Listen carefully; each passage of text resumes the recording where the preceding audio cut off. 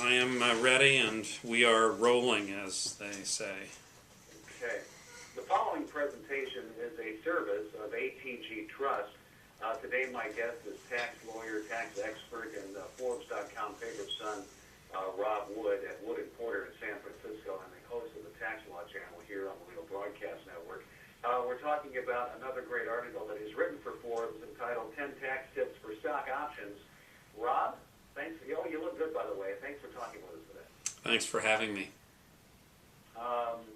With stock options, there's a couple of things you need to be aware of with regards to tax. There are some traps you write about, and then there are some advantages with these. Let's begin and talk about the types of stock options available to people. Sure, and I should stress that I get a lot of questions from people about stock options, and I guess most typically it's not at the sort of entry stage. That is, it's not when people are being awarded stock options in connection with their work, their employment or contracting work. They don't necessarily have to be employees. But the time that I tend to get the questions is either during some transaction when they're exercising options or selling shares, or even worse, after the fact, when they're trying to figure out what the result of something they've already done might be. And so I want to start with the two fundamental types of options.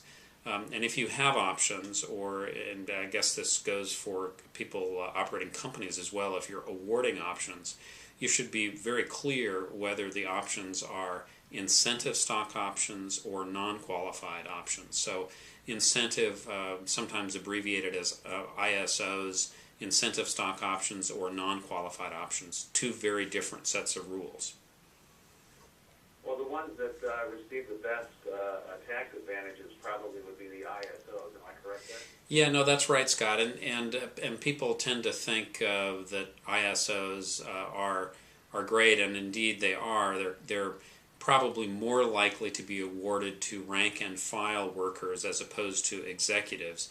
Executives are more likely to get non-qualified options or a blending of the two. As you say, ISOs are taxed very favorably. The basic treatment is when you get the grant of the options, no tax. When you exercise the option, which typically you wouldn't do unless the price of the shares were going up, so you're getting a bargain.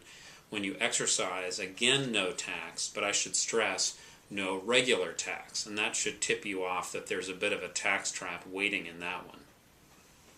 And I guess that's what you're talking about when you refer to the AMT or the alternative minimum tax. Right, and people, if you should, hopefully you're cringing when you say alternative minimum tax or AMT, because it is kind of a cringing item. It's creeping up and affecting more and more U.S. taxpayers every year. There was a time in my career, probably 15 years ago, when there was a significant movement to repeal the AMT, and it actually seemed like that might happen. It's quite clear now that just fiscally we could never afford it. It certainly should be cut back, but for many of us it applies, and it applies with a vengeance. And so when we say there's no regular tax but there's AMT, you really need to crunch the numbers because it can be debilitating. And if you're an executive, then you are probably more likely to receive the NSOs or the non-qualified stock options, right? That's right, and there are limits in the case of ISOs. So if there are really big dollars at stake, that is huge dollars, usually they're going to be non-qualified options that you're considering. But I really stress, if you look at the documents, you should be able to tell what your options are. Look at your option plans, look at your grant documents, look at your employment agreement, and make sure you know what you're getting.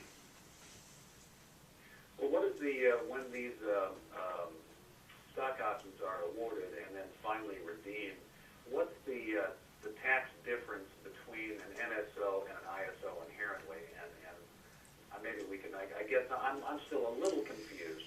Maybe we can explain that. Sure. Well, first of all, let's go back to ISOs. So ISOs, again, forgetting the AMT for a moment, which I guess is dangerous, but putting that aside, so no tax when you receive a grant of ISOs, no regular tax when you exercise the options. So again, let's just use a simple $5 or something is your option price.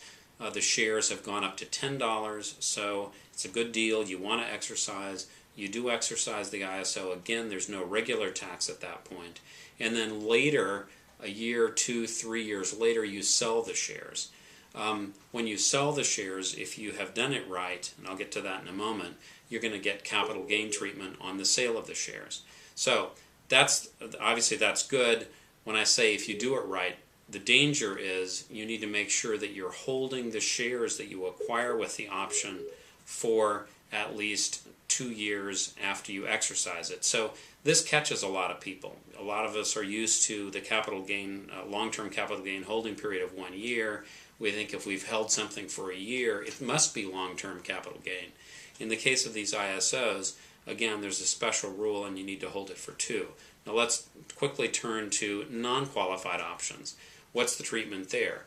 Again, no tax when the option is granted. However, and here's the huge difference, when you exercise the non-qualified options, that's when you're taxed. So back to my example of the $5 and option price and these shares have gone up to 10.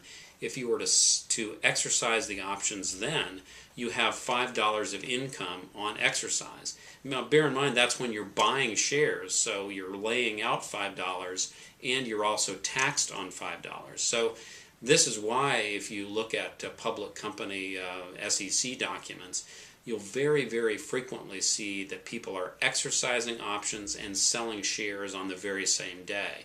In fact, some plans even have so-called cashless exercises. So non-qualified options, very different, very easy to understand because you can see this sort of compensatory element, the spread in the example, the $5 spread. But that's when you get taxed on the exercise of the non-qualified option.